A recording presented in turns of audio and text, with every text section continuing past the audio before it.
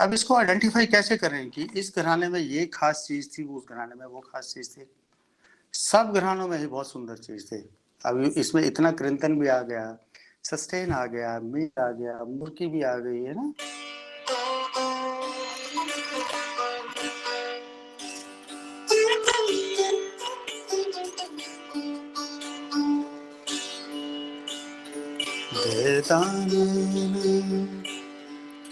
तेरा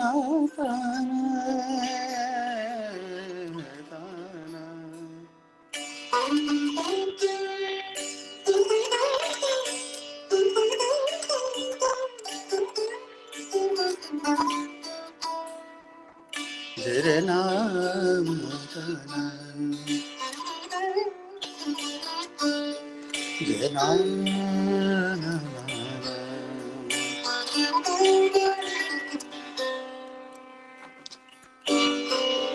मेरे माता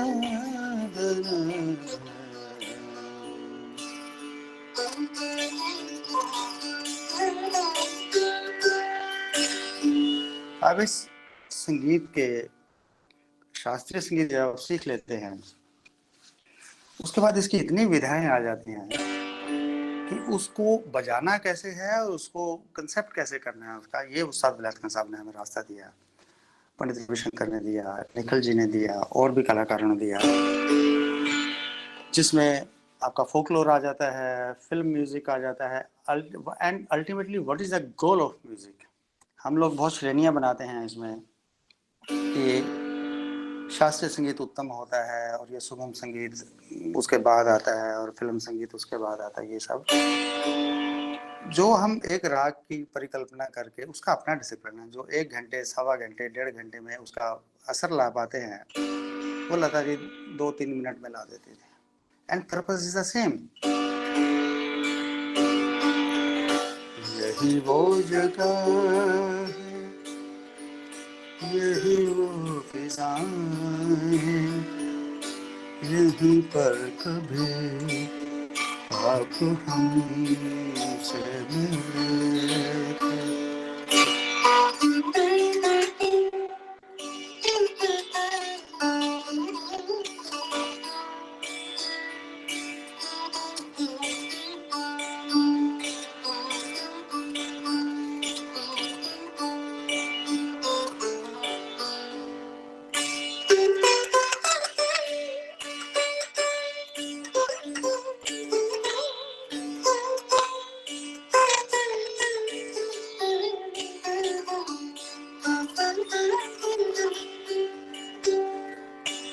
यहीं पर मेरा हाथ मैं हाथ लेकर कभी ना बिछड़ने का वादा किया था।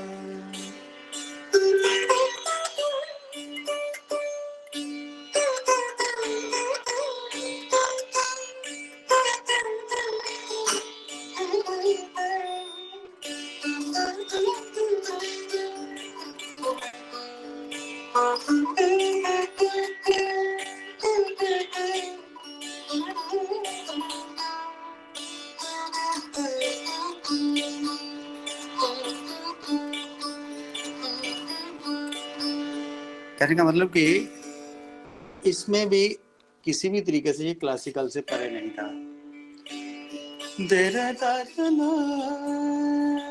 अब आपका मीन के ऊपर कमांड होगा, स्वरों के ऊपर कमांड होगा और मोस्ट ऑफ दैट कि जो आप भावनाएं इसमें जो आती हैं उसके ऊपर बहुत कमांड होना चाहिए, तब जाके ये संगीत निकलता है। हुस्न पहाड़ों का ओ साहिबा, हुस्न पहाड़ों का क्या कहना के 12 महीनों यहाँ मौसम जाड़ों का।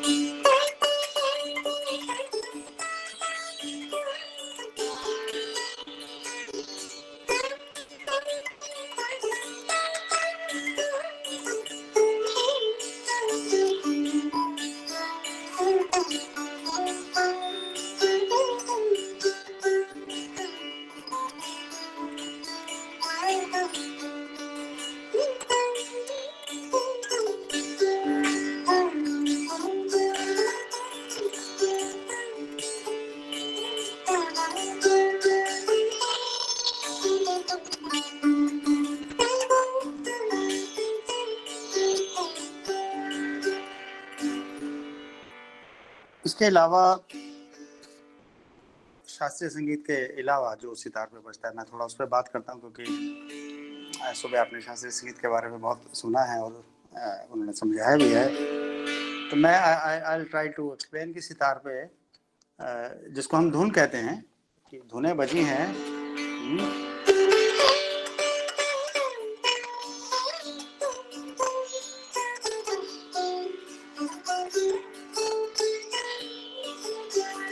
पर ये बिल्कुल है गाना ही। वो किसी ना किसी फोक से या किसी और जो भी सोर्स रहा हो उन संगीतकारों का, उन्होंने उनसे लिया और हम लोग भी लेते हैं। कोई गज़ल अच्छी लग जाए हमें, कोई कव्वाली अच्छी लग जाए, कोई फोक अच्छा लग जाए, या कोई हमारा रीजनल प्रांतीय म्यूजिक अच्छा लग जाए, या कोई इंटरनेशनल म्यूजिक अच्छा लग जाए, we are capable to play on sitar. वो इस वजह से हुआ कि हमारे बुजुर्गों ने बहुत मेहनत करी, बहुत रास्ता दिखाया और बहुत इसके ऊपर सितार को ऐसा बना दिया कि now it's a complete instrument. और पूरी दुनिया में अगर ये भारतीय संगीत में से सितार सबसे ज़्यादा पॉपुलर हुआ है, तो पंडित रविशंकर के लिए नतमस्तक हैं हम लोग कि वो इसको लेके गए और पूरी दुनिया में इसको बजाया और सिखाया। और उसके बाद बहुत सारे कलाकार और हम लोग भी आजकल आपकी दुआ से आना जाना लगा रहता है और सारी दुनिया में इसका एप्रिसिएशन है, because such are the sounds, such are the way of expressing your music through the sitar. ये एक बहुत बड़ी चीज़ है।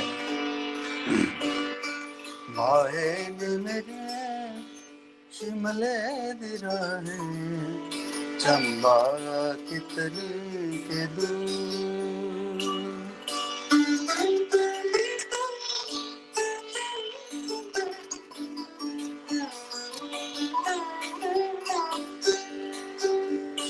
शिमले निवसना कसोले निवसना,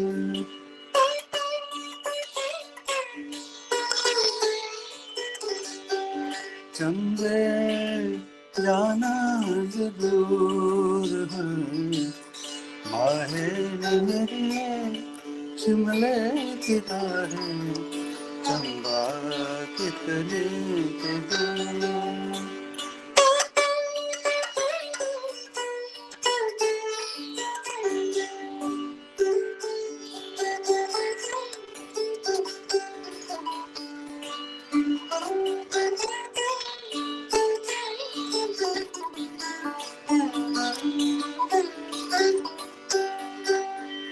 इसी प्रकार गज़ल म्यूज़िक हो या कोई भी, जो मेरे को तो बचपन से बहुत शौक रहा है और मैं सबको ये सुझाव भी देता हूँ, अपने शागिर्दों को भी और आप लोग भी जो सुन रहे हैं, try all these things on sitar.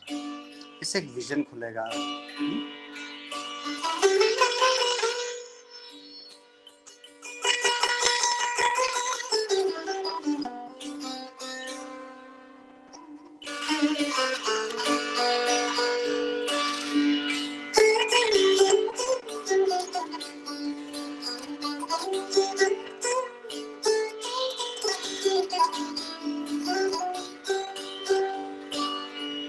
देखे तो दिल से उठता ये धुआं। अभी हरकत क्या नहीं है, तो naturally you have to practice, बहुत सालों तक जाके ये असर हाथ में आता है। ये धुआं कहाँ से उठता है,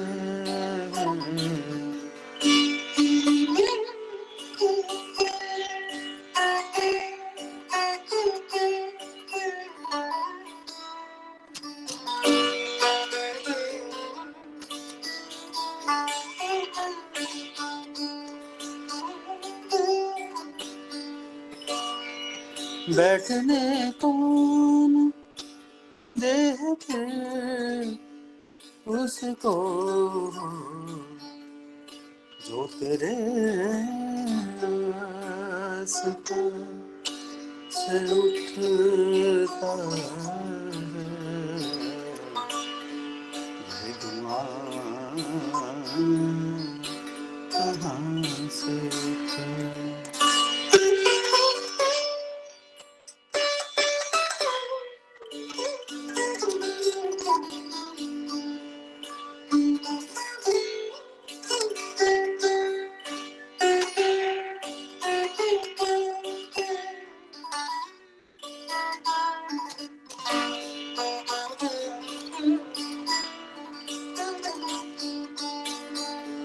यानी कहने का मतलब कि भाव जो भी आपके मन में आए, वो शास्त्रीय संगीत के हों, किसी और संगीत के हों, वो निकल जाए।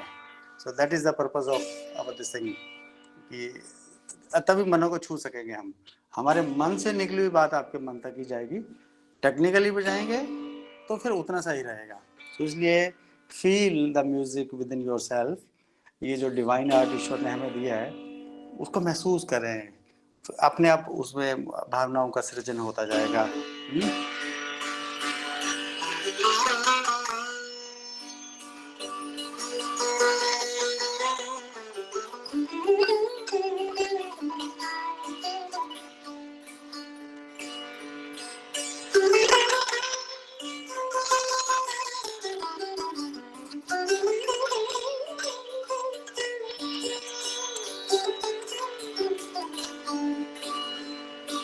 रंगी सारे हैं,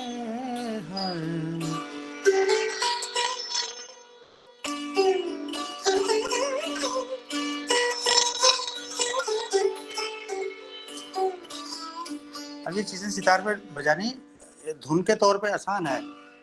रंगी सारे, ये कहना आसान है, पर इसमें भाव नहीं आए तो इमोशंस कैसे? रंगे सारे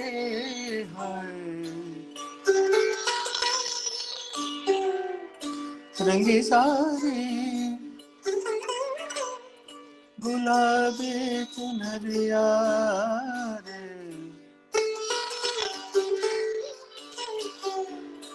मोहे मारे नजरिया सब।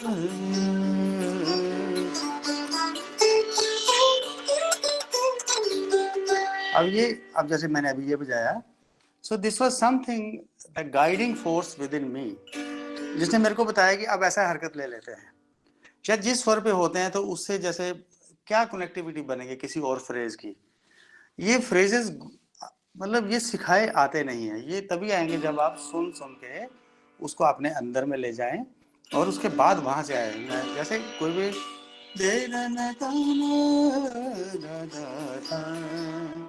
अब ये गिरजा जी ने तो नहीं गाया है, या शोभा गुट्टू जी तो नहीं गाया है, पर यही एक होती है कि जितने आर्टिस्ट इसको गाएं वो अपना आउटकम भी इसमें कोशिश करें, उसको ना बिगाड़ते हुए। ऐसा नहीं करना कि उसका बिल्कुल ही वो मिजाज बिगाड़ दें हम उस चीज का बिल्कुल। तो क्योंकि बहुत सारे लोग हम परहेज करते हैं कि इसमें क्या हमारे मरे धाने मेरे मांगा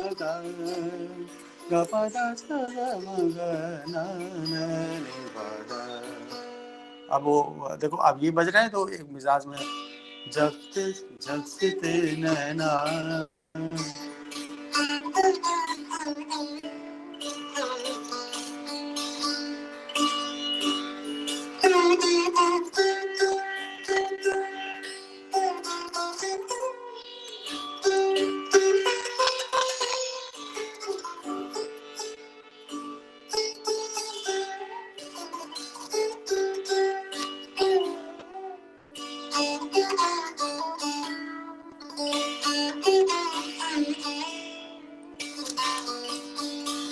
जहां हाथ हो वही संगीत हो।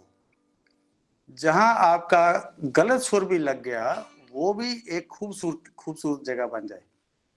बहुत बार हमने देखा कि ऐसे ऐसे एग्जाम्पल भी हैं, जैसे उस्ताद अमीर खान साहब के बारे में पढ़ रहा था कि बिलास खानी तोड़ी गाते हुए उनसे एक तीव्र मध्यम लग गया। नेशनल प्रोग्राम की बात है, तीव्र मध्यम लग गया तो ऐसी खूबसूरती से उन्होंने वो 1 घंटा 1.5 घंटा उसको निभाया।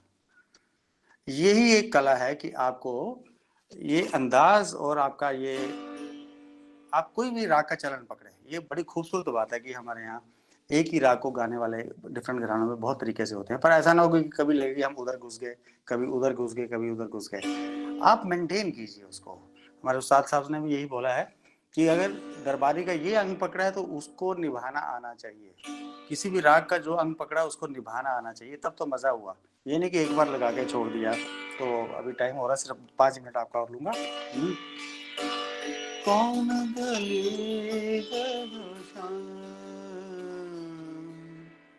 अब गाने में कितना आसान था।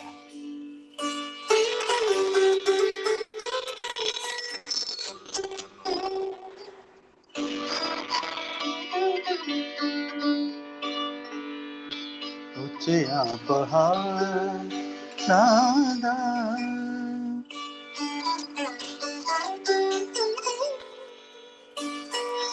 कर लेना सावधान।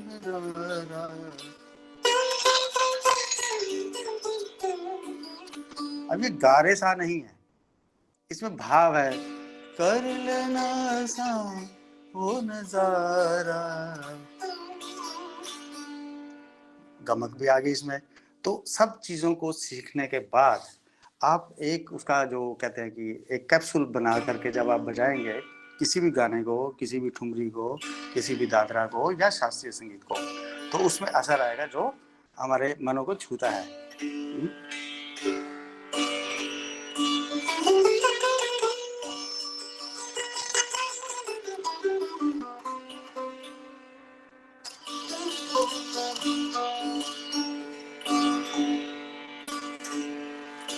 रघुपति राघव राजा राम पतित पावन सीताराम।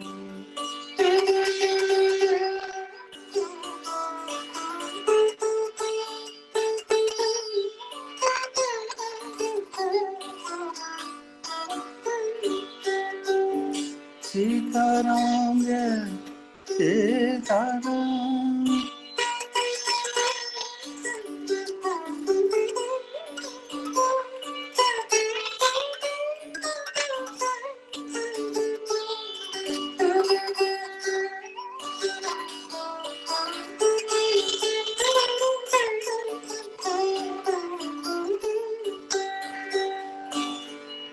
अब एक थोड़ा सा शास्त्रीय संगीत का भी इसमें एक कंपोजिशन सुना दूं, जो कि मेरे को आज तक इससे अच्छी कंपोजिशन नहीं मिली जो उस्ताद अब्दुल हलीम जाफर खान साहब बजा गए हैं। मेरे बचपन से वो है। अब ये देखिए, ये खूबसूरती होना चाहिए कि हम हर घराने से चीज़ लेंगे तो सितार ही, आफ्टर ऑल आप जो भी करेंगे उसमें सितार की वही मींड, वही तारें, वही ट्यूनिंग, वही टेक्निक्स और वही सब कृंतन गमक, ये सब कुछ लगेगा ही लगेगा। तो उससे एक विकास होगा। और बहुत बहुत शुक्रिया आप लोगों ने आज मेरे को यहाँ आमंत्रित किया और मैं आप लोगों से बात कर पाया। तो कोई और कुछ पूछना चाहें तो please, it's open to you. Thank you so much.